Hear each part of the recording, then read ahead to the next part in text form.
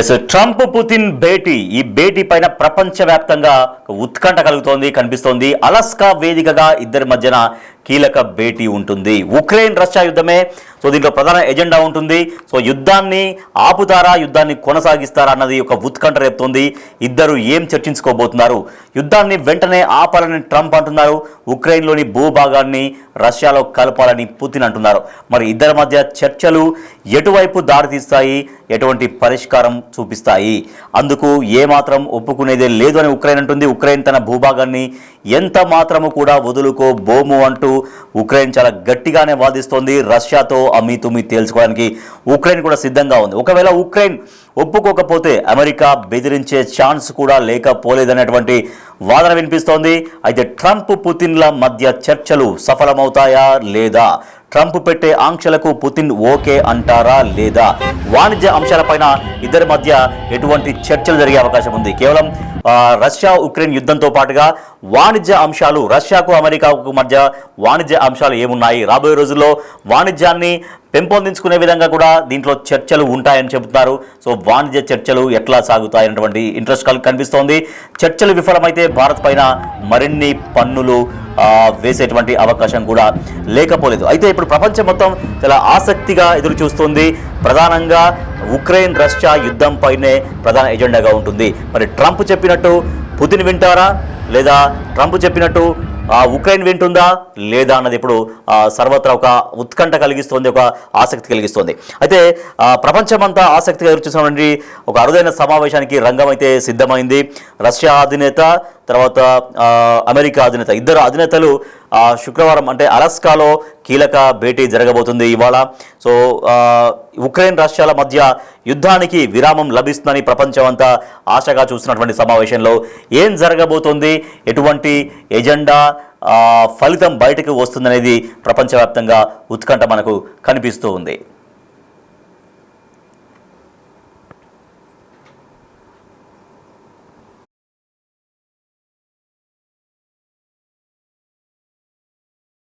So ఈ సమావేశంలో ఏం జరుగుతుందన్నటువంటి ఉత్కంఠ కనిపిస్తోంది. యుద్ధం పరంగా ఉక్రెయిన్కు, పుతిన్తో సంబంధాల పరంగా అమెరికాకు ఈ సమావేశం ఒక నిర్ణయాత్మక సమావేశంగా భావిస్తున్నారు. ట్రంప్ తొలి విడత అధ్యక్షుడిగా పనిచేసినప్పుడు పుతిన్తో ఒక 6 సార్లు భేటీ అయ్యారు. మొత్తం అంటే ఆయన ఫస్ట్ టైం అమెరికా, ఇది రెండవసారి అమెరికా అధ్యక్షుడిగా ట్రంప్ చేస్తున్నారు కాబట్టి ఫస్ట్ టైం తొలి విడతగా పనిచేసినప్పుడు రష్యా అధ్యక్షుడు పుతిన్తో 6 సార్లు భేటీ అయ్యారు. 2021లో ట్రంప్ దిగిపోయిన తర్వాత పుతిన్తో ఫ్రెండ్షిప్ అయితే అట్నే కొనసాగించారు. 2022లో ఉక్రెయిన్ పైన పుతిన్ యుద్ధం ప్రారంభించినప్పుడు ట్రంప్ సానుకూలంగా మాట్లాడారు. శాంతిదూతలాగా పుతిన్ ఉక్రెయిన్కు వెళ్లారని ప్రశంసించారు కూడా. అయితే తాను అధ్యక్షుడిగా ఉంటే ఉక్రెయిన్పై రష్యా దాడి చేసేది కాదు అని తరచూ ట్రంప్ చెబుతూ ఉంటారు. ఉక్రెయిన్కు అమెరికా మద్దతు ఇవ్వడాన్ని 2024లో తన ఎన్నికల ప్రచారంలో కూడా ట్రంప్ విమర్శించారు. తాను అధికారం చేపట్టిన 24 గంటల్లోనే యుద్ధాన్ని ఆపిస్తారని ప్రకటించారు. అధికారం చేపట్టాక ఆ విషయాన్ని పట్టించుకోలేదు. అప్పట్లో తను సరదాగా అలా అన్నానంటూ వివరణ ఇచ్చారు ట్రంప్. మరి ఈసారి జరగబోతున్నటువంటి భేటీ, అలాస్కా వేదికగా ఇద్దరి మధ్య జరగబోతున్నటువంటి భేటీ ఎటువంటి ఫలితాలని ఇస్తుంది అన్నటువంటి ఉత్కంఠ కనిపిస్తుంది. మా అసిస్టెంట్ ఎడిటర్ రామ్దాస్ మరింత సమాచారం అందిస్తారు. ఎస్ రామ్దాస్, ఒక ప్రపంచవ్యాప్తంగా ఉత్కంఠ మనకు కనిపిస్తోంది. పుతిన్ అలాగే ట్రంప్ భేటీ, సో ప్రధాన ఎజెండా యుద్ధ ఎజెండా అయినప్పటికీ, రష్యా ఉక్రెయిన్ మధ్య యుద్ధ ఎజెండా అయినప్పటికీ కూడా ఆ రెండు దేశాల మధ్య, రష్యాకు అమెరికాకు మధ్య వాణిజ్య విషయాల గురించి కూడా మాట్లాడబోతున్నారు అనేది ఒకటైతే అందరి ఆసక్తి. ఇప్పుడు యుద్ధం ఆపుతారా లేదా, ఆపగలుగుతారా లేదా, ఎటువంటి డెవలప్మెంట్స్ వచ్చే అవకాశం ఉందనేది. సో ఎటువంటి ఆసక్తి కనిపిస్తోంది మొత్తం ప్రపంచవ్యాప్తంగా రామ్దాస్?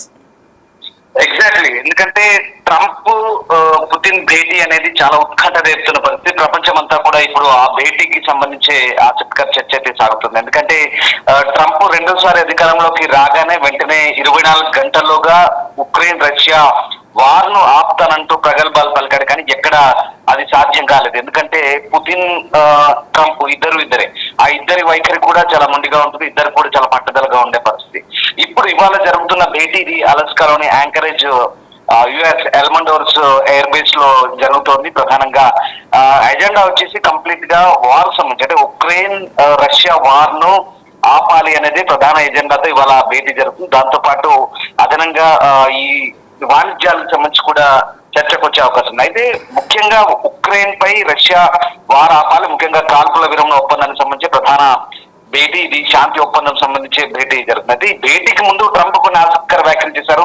ఒక 25% ఇది ఫెయిల్ అవ్వచ్చు అని కూడా చెప్తున్న పరిస్థితి. మరోవైపు మళ్ళీ ఒక హింట్ ఇచ్చాడు, అంటే రష్యా శాంతి ఒప్పందానికి రెడీగా ఉందంటూ మళ్ళీ ఒక హింట్ ఇచ్చిన పరిస్థితి. అంటే భిన్నమైన మాటలతో, భిన్న వైఖరితో ట్రంప్ ఎప్పటికప్పుడు ఒక మాదిరిగా మాట్లాడుతుంటారు. సరే, ట్రంప్ మాటలు ఎలా ఉన్నా కూడా పుతిన్ చాలా ఖచ్చితమైనటువంటి, నిర్దిష్టమైనటువంటి ఒక ప్రణాళికతో, ఎజెండాతో కూడా ఈ సమావేశానికి హాజరవుతున్న పరిస్థితి కనబడుతుంది. ప్రధానంగా ఉక్రెయిన్ రష్యా మధ్య కొనసాగుతున్న ఈ వార్ గత 3.5 సంవత్సరాలు, 4 సంవత్సరాలు దగ్గర వస్తుంది. ఈ వార్ సంబంధించి ఉక్రెయిన్ ఏదైతే కొంత భూభాగం ఉందో ఆక్రమించింది, అది రష్యా తిరిగి ఇవ్వమని కోరుతోంది. కానీ దానికి ఉక్రెయిన్ ససేమీర అంటే ఉక్రెయిన్ ఒప్పుకునే పరిస్థితి లేదు. ఒకవేళ ఈ వార్ సంబంధించి నిజంగా శాంతి ఒప్పందం జరిగితే చాలా లాభాలే ఉంటాయి. ప్రధానంగా యూరోపియన్ యూనియన్ దేశాలకు లాభం ఉంటుంది, అమెరికాకు లాభం ఉంటుంది. అంతేకాదు భారతదేశానికి కూడా కొంత వెసులుబాటు వచ్చే అవకాశం. ఎందుకంటే భారత్ పై దీని ఎఫెక్ట్ పడింది. అటు రష్యా ఉక్రెయిన్ కొట్టుకుంటుంటే మధ్యలో భారత్ ఏం చేసిందని చాలా మంది అనుకుంటారు. కానీ ఈ ట్రంప్ చేసిన వాణిజ్య యుద్ధంతో ఒక్కసారిగా భారత్ పై అధిక సుంకాలు వేస్తున్నారు. దానికి కారణం రష్యా ఆయిల్ మనం కొనుక్కుంటున్నాం, తద్వారా రష్యా ఉక్రెయిన్ తో యుద్ధం చేస్తుంది అనేది ట్రంప్ ప్రధాన ఆరోపణ. దాంతో మనపై 50% సుంకాలు విధించిన పరిస్థితి. సో ఇప్పుడు ఏదేమైనప్పుడు కూడా అమెరికాకి ఏ రకంగా లాభం చేకూరుతుందంటే ప్రధానంగా ఉక్రెయిన్ తో చేసుకున్న మినరల్. రామదాస్, ఇప్పుడు ఉక్రెయిన్ అనేది ఎట్టి పరిస్థితుల్లో భూభాగాన్ని వదులుకోమని ఉక్రెయిన్ చాలా క్లియర్ కట్ గా చెబుతోంది. అవసరమైతే రష్యాతో అమీతుమీకి సిద్ధం, ఎంతవరకైనా సిద్ధం అనేది ఉక్రెయిన్ అంటుంది. ఒకవేళ ఉక్రెయిన్ గనక మాట వినకపోతే, ట్రంప్ మాట వినకపోతే ఇక బెదిరింపు ధోరణికి దిగుతారు, ఉక్రెయిన్ బెదిరిస్తారన్నటువంటి చర్చ కూడా ఉంది. సో బెదిరింపులకు ఇవాళ ఉక్రెయిన్ భయపడే పరిస్థితిలో ఉన్నట్టు కనపడుతోందా?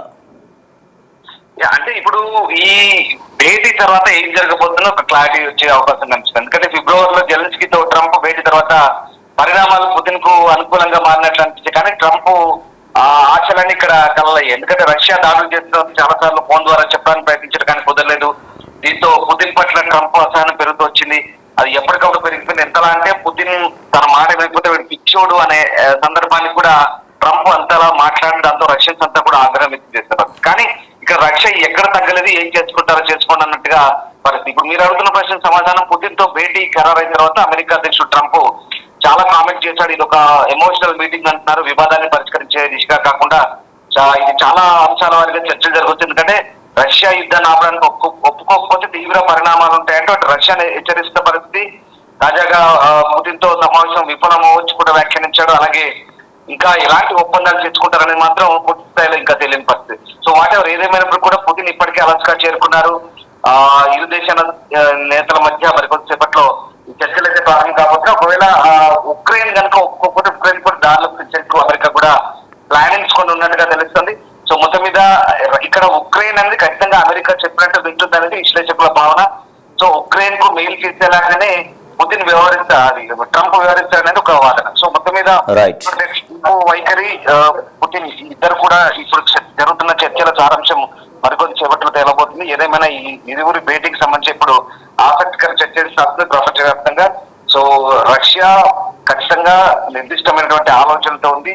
పుతిన్ కూడా అదే రకంగా సమావేశాన్ని ముందుకు తీసుకుపోయే ఆలోచన. సో ఇది కంప్లీట్ గా ఈ ఒక్క మీటింగ్ తోనే పూర్తి అవుతుందా ఈ సమావేశంతో మొత్తం సమస్య పరిష్కారం అవుతుందని చెప్పలేము.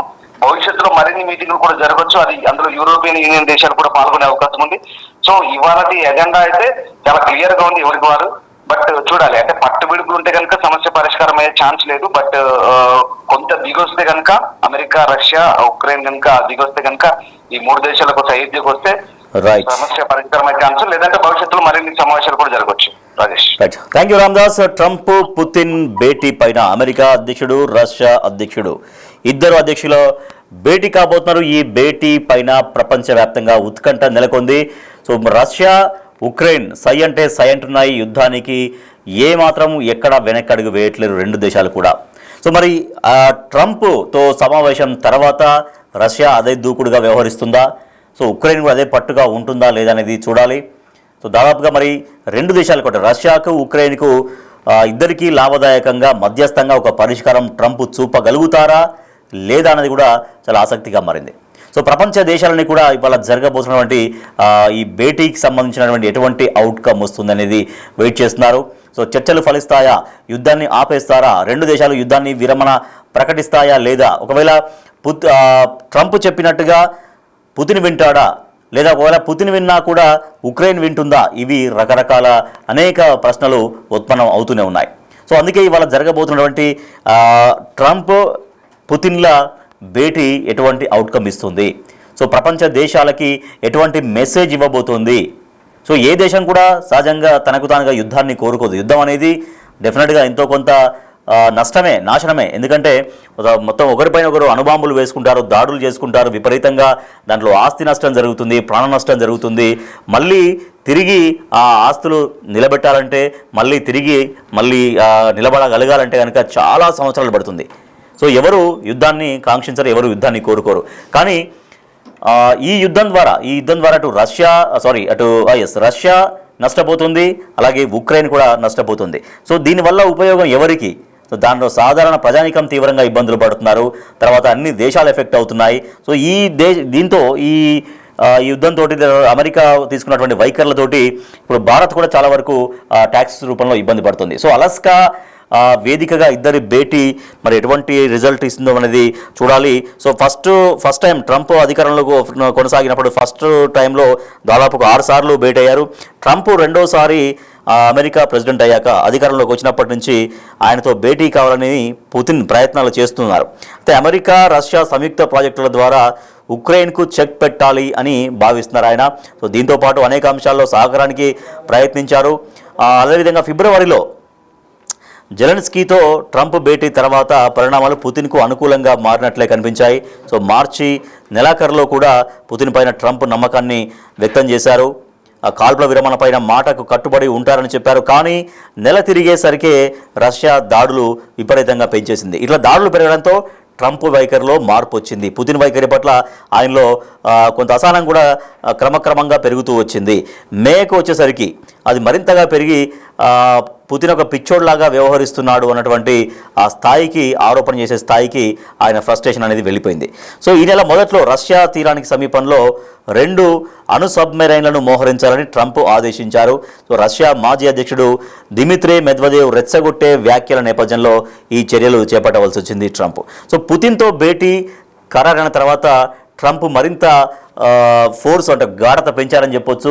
పుతిన్తో జరిగే సమావేశం వివాదాన్ని పరిష్కరించే దిశగా కాకుండా, అంటే అదొకటే కాకుండా కేవలం రష్యా ఉక్రెయిన్ల మధ్య ఉన్నటువంటి వివాదాన్ని పరిష్కరించేది కాకుండా అదొకటే కాకుండా ఒక ఎమోషన్ మీటింగ్, ఒక భావోద్వేగ సమావేశంగా నిలవబోతుందంటూ ట్రంప్ వ్యాఖ్యానించారు. మరోవైపు యుద్ధాన్ని ఆపకపోతే తీవ్ర పరిణామాలు ఉంటాయని కూడా ఓ పక్క హెచ్చరించారు. ఓ పక్క ఇది ఎమోషనల్ మీటింగ్ అని చెబుతూనే యుద్ధాన్ని ఆపకపోతే చాలా తీవ్రంగా పరిణామాలు ఎదుర్కోవాల్సి వస్తుందంటూ ట్రంప్ హెచ్చరిక కూడా చేస్తున్నారు. సో ట్రంప్ పుతిన్ ఇద్దరు భేటీ కాబోతున్నారు. ఇద్దరు కూడా చాలా మొండిగానే వ్యవహరిస్తుంటారు, మొండి గట్టాలే అంటారు వీళ్ళిద్దరిని. సో తన మాటే నెగ్గాలని ఇద్దరు కూడా భావించే రకం. అయితే చాలా కాలంగా పుతిన్తో తనకు సత్సంబంధాలు ఉన్నాయని ట్రంప్ చెబుతూ ఉంటారు. ఉక్రెయిన్ పైన దాడి విషయంలో కూడా ఉక్రెయిన్ పైన దాడి విషయంలో విభిన్నంగా స్పందించేవారు. అయితే ఇటీవలి కాలంలో పుతిన్ ధోరణి పైన ఆయన చాలా అసంతృప్తిగా ఉన్నారు. అవసరమైతే మరిన్ని ఆంక్షలు విధిస్తారంటూ కూడా హెచ్చరిస్తున్నారు ట్రంప్. యుద్ధాన్ని ముగించేందుకు పుతిన్ అంగీకరించకపోతే తీవ్ర పరిణామాలు ఉంటాయంటూ ట్రంప్ హెచ్చరిస్తున్నారు. ఇక పుతిన్కు ట్రంప్తో సంబంధాలను పునరుద్ధరించుకోవడానికి అలస్కా సమావేశం ఒక అవకాశం. సో మరి ఈ అవకాశాన్ని పుతిన్ ఎంతవరకు ఉపయోగించుకుంటారు?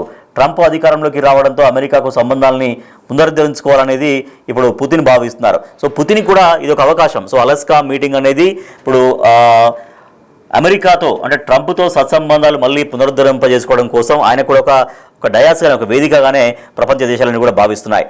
సో ఇప్పుడు ఏమైనా గ్యాప్స్ ఉన్నా కూడా ఈ గ్యాప్స్ కూడా దీంతో ఈ సమావేశంతో రష్యా అమెరికా మధ్య ఉన్నటువంటి వాణిజ్యపరంగా ఉన్నటువంటి కొన్ని ఆటంకాలు అవన్నీ కూడా దీంతో ఫుల్ఫిల్ అవుతాయని ప్రపంచ దేశాలు భావిస్తున్నాయి. సో అన్ని ప్రపంచ దేశాలు చూసేది ఒకటే మెయిన్గా, సరే అమెరికా రష్యా మధ్య వాణిజ్య ఒప్పందాలు, వాణిజ్య అవగాహనలు ఇవన్నీ ఒకెత్తైతే ఉక్రెయిన్ రష్యా ఈ దేశాల మధ్య ఉన్నటువంటి ఉద్రిక్త పరిస్థితుల్ని ఎంతవరకు ట్రంప్ నివారించగలరు, ఎంతవరకు ఈ యుద్ధాన్ని కట్టడి చేయడంలో ట్రంప్ సక్సెస్ కాగలరు? ట్రంప్ చెప్తే రష్యా వింటుందా? ట్రంప్ చెప్తే ఉక్రెయిన్ వింటుందా? సో ట్రంప్ అయితే హెచ్చరిక చేస్తున్నారు, యుద్ధాన్ని ఆపకపోతే తీవ్ర పరిణామాలు ఉంటాయని. ఇటు రష్యాతో పుతిన్తో సమావేశం అవుతూనే ఇది ఒక ఎమోషనల్ మీటింగ్, ఒక భావోద్వేగమైనటువంటి మీటింగ్ అంటూనే వార్నింగ్ కూడా ఇస్తున్నారు. మరి ఉక్రెయిన్ కూడా బెదిరిస్తారు. అలాగే ఒకవేళ పుతిన్ ట్రంప్ మాట వింటారనుకుందాం, మరి ఉక్రెయిన్ కూడా ట్రంప్ మాట వినాలని ఏమీ లేదు.